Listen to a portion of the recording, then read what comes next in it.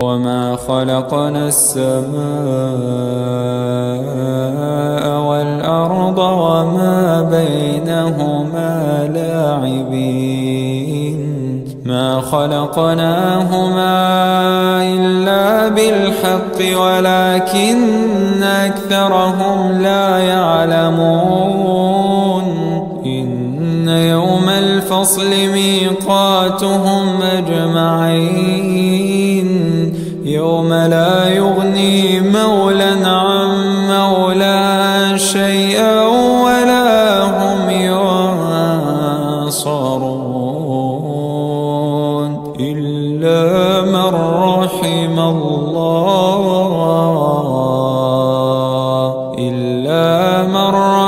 الله إنه هو العزيز الرحيم إن شجرة الزقوم طعام الأثيم كالمهل يغلي في البطون كغلي الحميم خذوه فاعتلوه إلى سواء الجحيم ثم صبوا فوق رأسه من عذاب الحميم ذق إنك أنت العزيز الكريم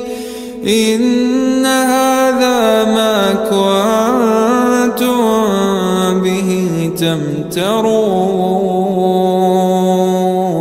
إن المتقين في مقام أمين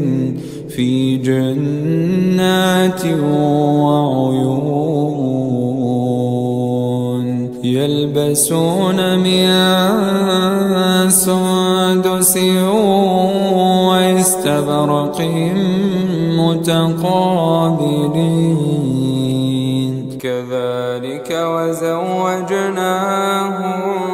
بحور عين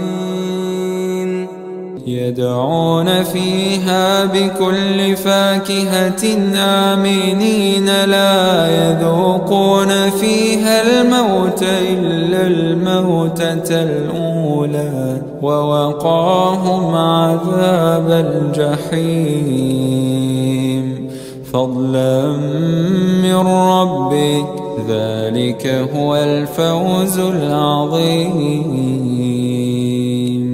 فإنما يسرناه بلسانك لعلهم يتذكرون